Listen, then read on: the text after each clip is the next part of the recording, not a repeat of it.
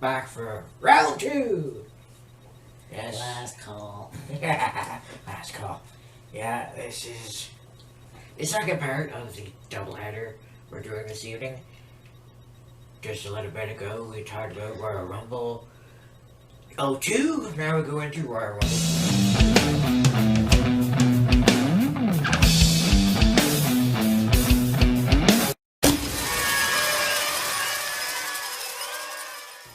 And as I made mention of a little bit, we'll go a little bit more in depth about it now. This was the year that they had the WWE Championship defended in a Royal Rumble match. Yes. Now, this is different from Royal Rumble 92 because at that point the championship was vacated, and then so whoever won that Rumble became champion. This was the very first ever defense of the championship in a Royal Rumble match. Yeah. Yeah, that was weird. I'm trying to think of how it got started. Unfortunately, It's pretty much the authority, Triple H and Stephanie and that, not wanting or not liking the fact that Roman was champion at the time. That's right, too. And they basically wanted to do whatever it took to take the title off of Roman. Yeah. So, yeah. Now, I was finishing up my stint in the hospital. And, of course, a few months later, I would be here. Yeah.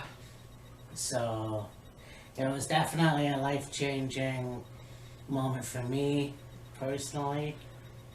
I mean, the start of 2016, you saw Ryan retire. So Ryan retired, yes. Yeah, he retired, and then he obviously would come back a little later on in the year.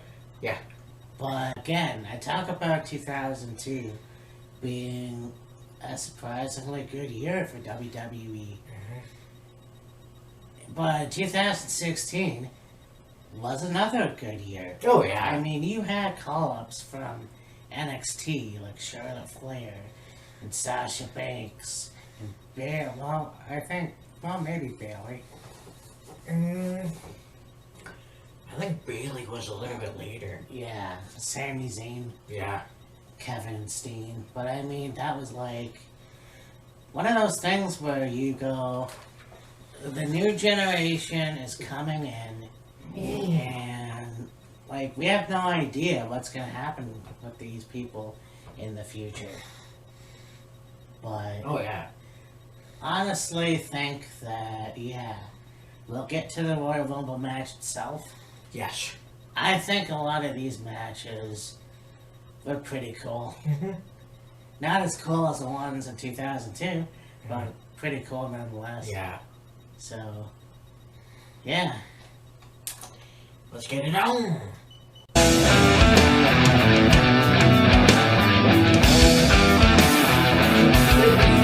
Tag team match to qualify for the Rumble. We had Jack Swagger and Mark Henry, The Ascension, Sandow, and Darren Young, and the Dudleys.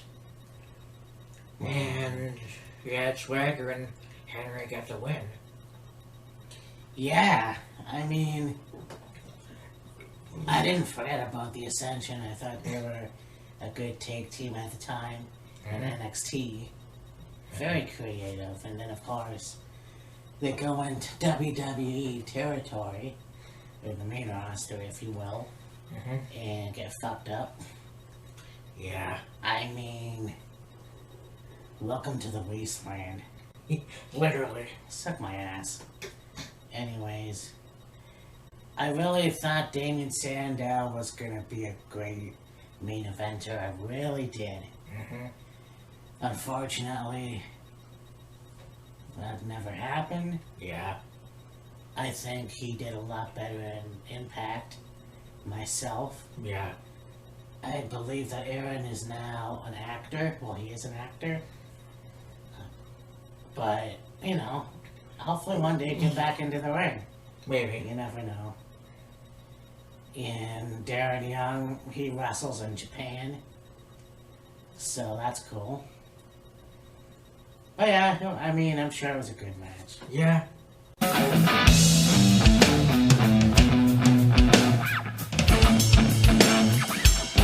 And then we have the Intercontinental title.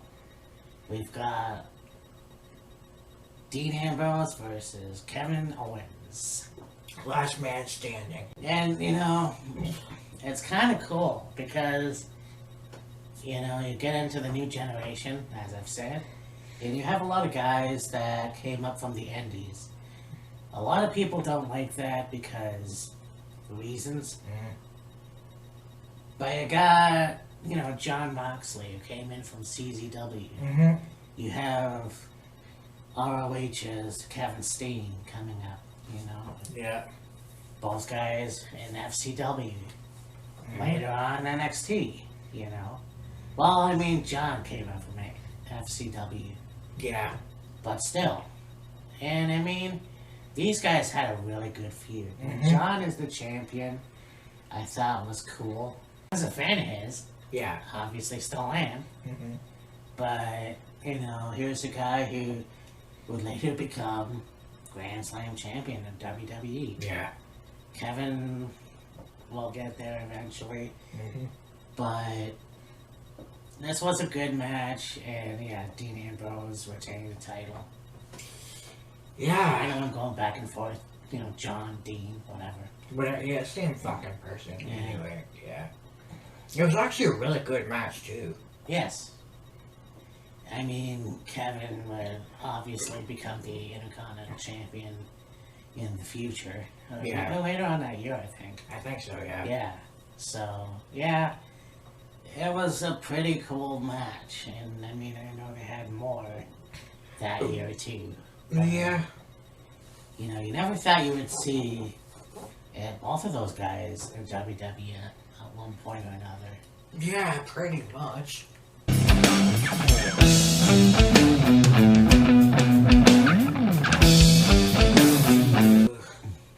A tag team match for the WWE tag team titles.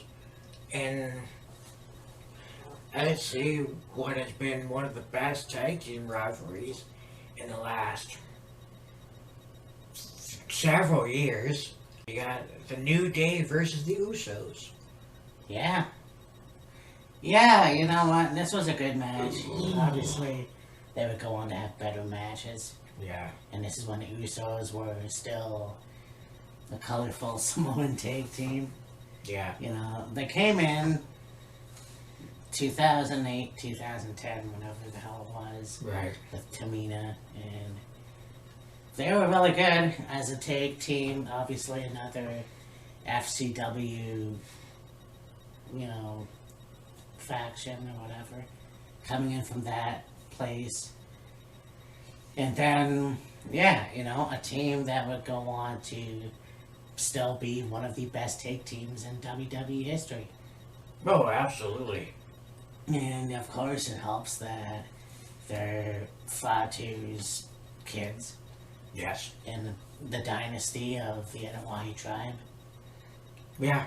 But I mean, the New Day, and you have obviously the Three Bird World. Yeah. And Big E and Kofi were actually wrestling in this match. But you look at Big E and Xavier Woods, and I mean, of course, Austin Creed was in Impact Wrestling for a while. And coming into NXT, I'm not quite sure. Maybe he was in FCW. I know that Big E was. Yeah, Big E was in FCW. I don't think Xavier was. I think Xavier came in a little later when it was already NXT. New Day won. And, I mean, yeah, I talk about Big E and Xavier going into NXT and stuff like that. I mean, Kofi ended up on WWECW programming with his Jamaican accent. Yeah. So, it was cool. And, I mean, they're still at it today. I don't know when Big E is going to come back. Hell, he could come back at the Royal Rumble. Probably, yeah. I mean, I'm sure his neck's all healed up and shit, so... I'm sure it is, but...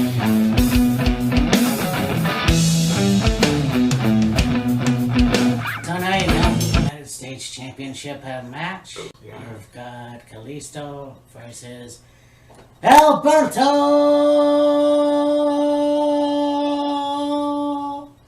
Del Rio. Yeah.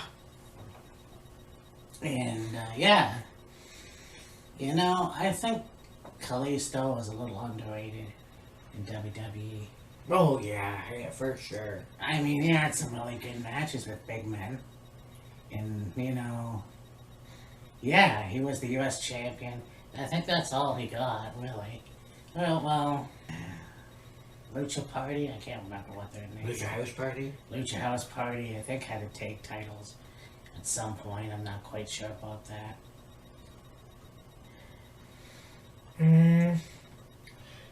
Well, there's the Lucha House Party, then there's also the Lucha Dragons. That's right, yes. With him and Sankara. Right. I don't remember the Lucha House Party having any gold, but yeah, any gold. The Lucha Dragons, I think, at one point were the NXT Tag Team Champions. Right. But this was cool. You know, two Mexicans. They had a really good match, obviously. Alberto botched a backstabber. And at some point, you have Kalisto falling through the ropes and landing hard on the apron. I mean, Ray does that from time to time, but that fucking looked like it hurt. Yeah, exactly. And yeah, Kalisto ended up winning the title. And I think isn't he De La Soul now? What the fuck did you just... De La Soul. De La Soul? Selena Del Sol? That was his finisher. De La Soul? Yeah, he's in AEW now, right? No. Oh, you mean Fuego del Sol? Yeah. No, that's not fucking Kalisto. Oh, okay. For some reason I thought it was. No, dude, that's a completely different fucking dude altogether. Oh, yeah. So, Suela does... What the fuck? I don't know. Fuego del Sol. Yeah, no, that's not Kalisto. Yeah. Anyways. Yeah, Kalisto got the win in this one, I think. For his first of, I think, like 3 reigns as U.S. champ, if I'm not mistaken. Yeah, well, yeah, because there was a point later in the year that he had wrestled Baron Corbin for the U.S. title. And Ryback. And Ryback. I definitely saw Baron versus Kalisto at the event center, like I've mentioned before. And that Christmas tour, whatever. Yeah. But, yeah, so I mean, you know, even Alberto, unfortunately, he has a bad name now, but whatever.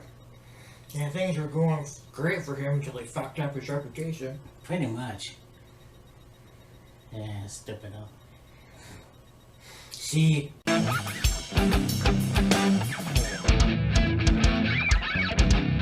now we go on to a match for the Divas Championship. Yes, this is when the Divas Championship was still around, and it'll be around for another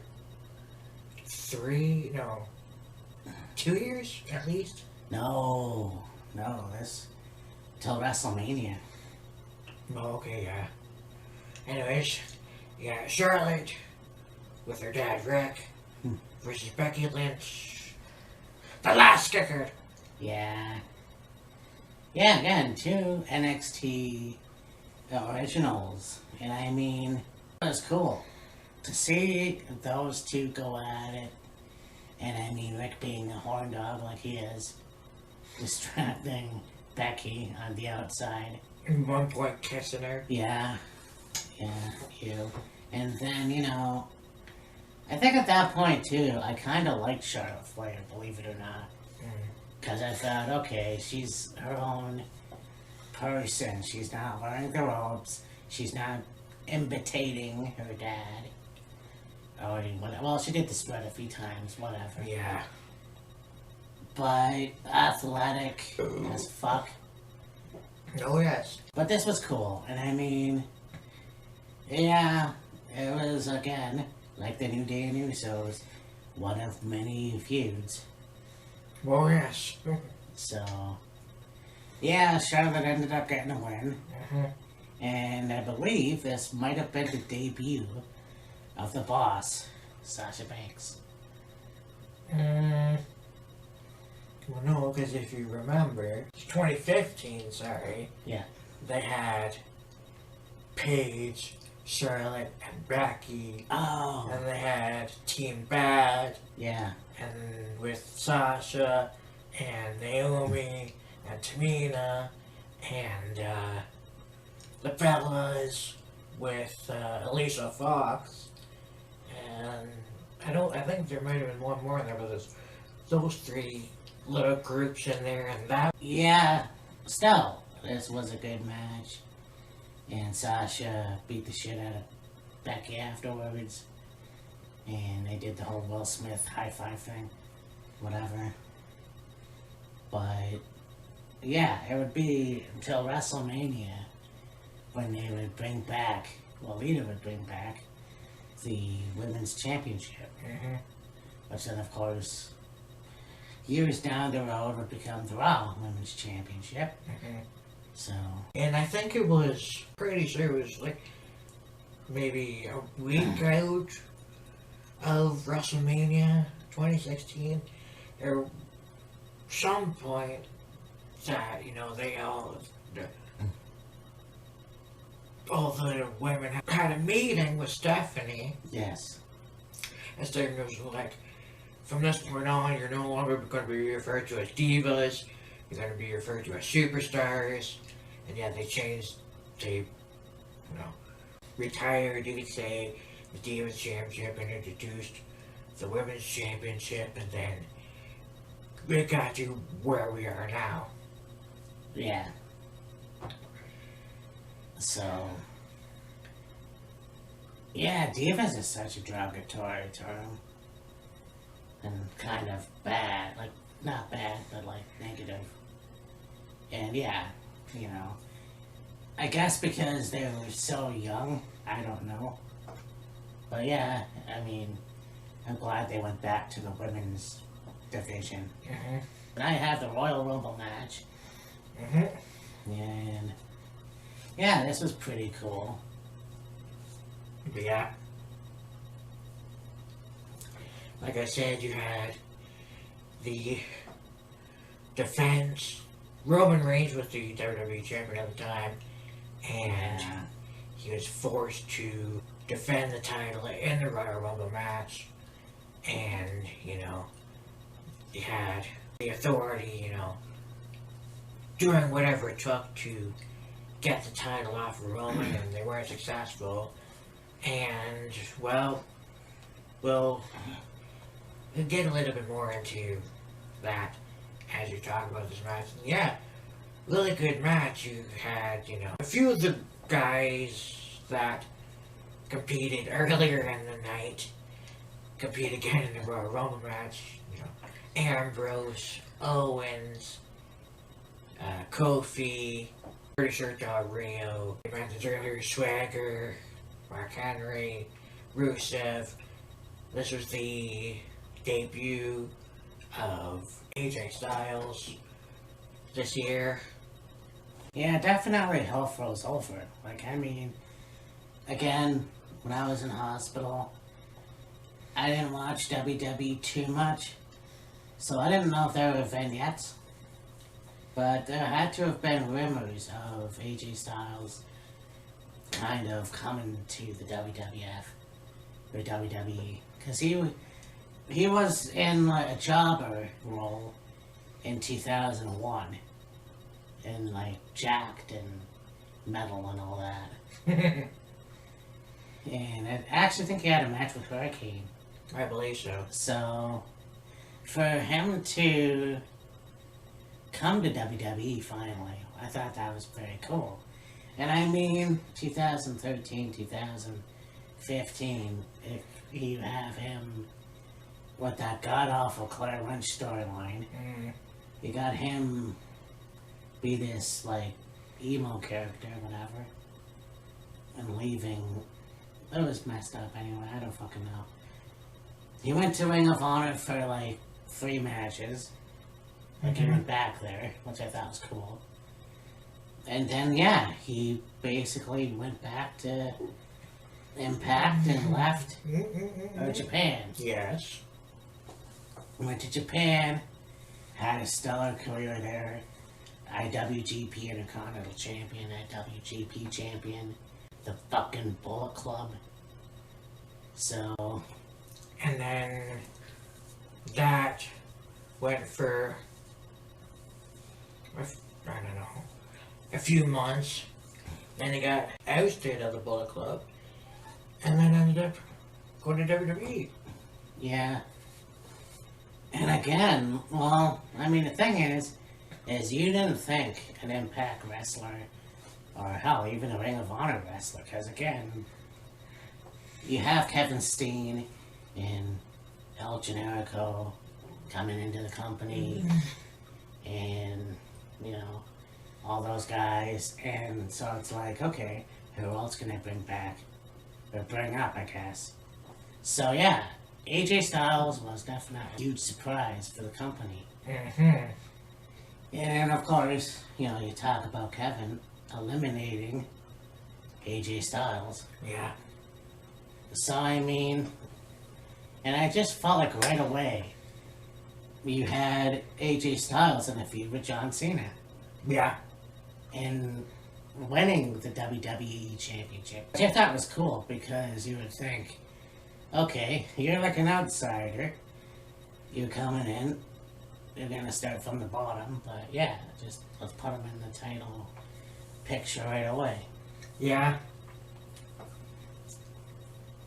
So, yeah, and then of course you had Triple H coming out. Match starts up. We start off with Rusev and Tyler Breeze. Yes. And then, you know, match is going on.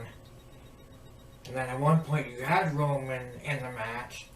And then he ended up going to the back because of an arm injury, I think. And then, you know, you had the Wyatt family come out, Bray Wyatt come out, Brock Lesnar, Mark Henry, Kane, so on and so forth. Roman comes back out, beating people up, throwing people out. You had to even have Brock Lesnar come in and whatever. Yeah. And then Triple H comes out and, you know, gets down to the last 3, was Triple H, Roman, and Ambrose.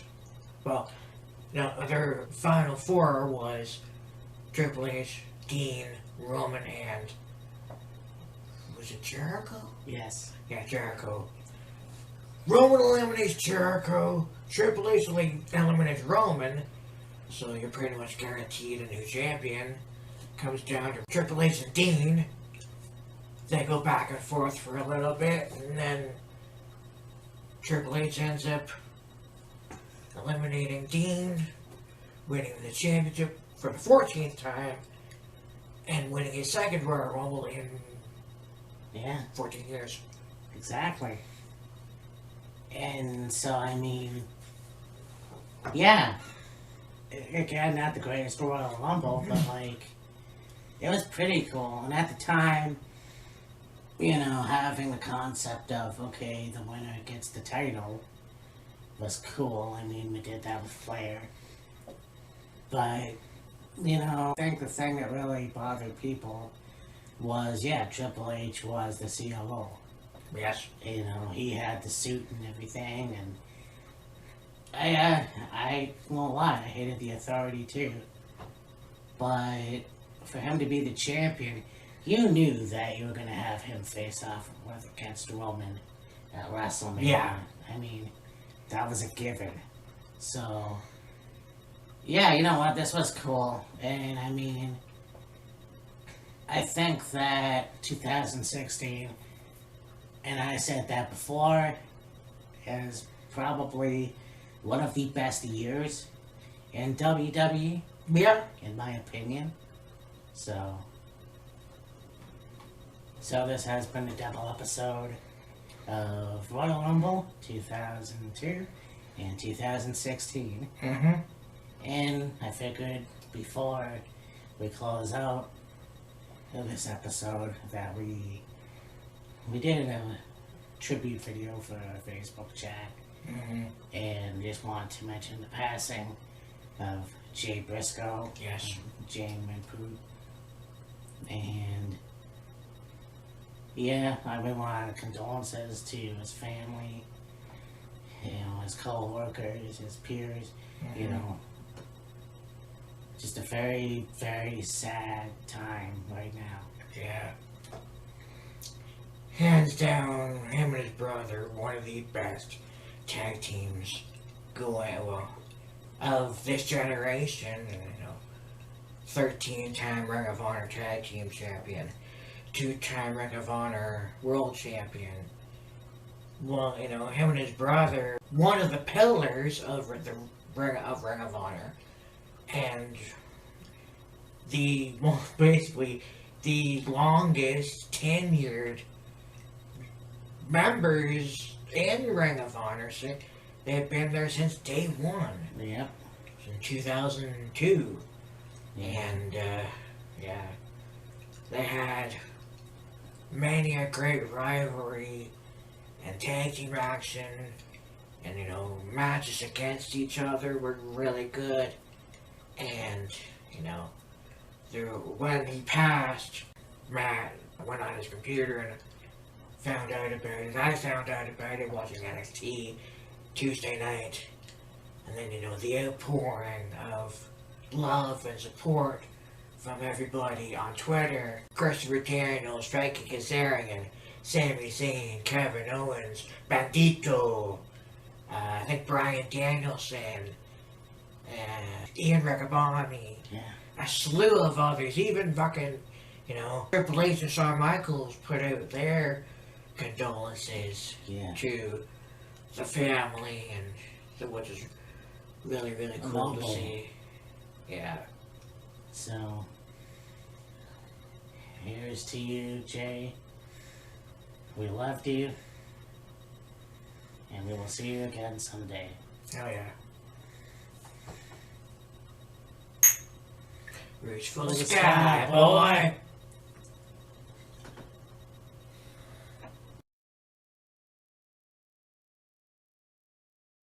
So, with that, Matt, this is Killer Kyle. And we are that damn good. Hell yeah. Dear sis.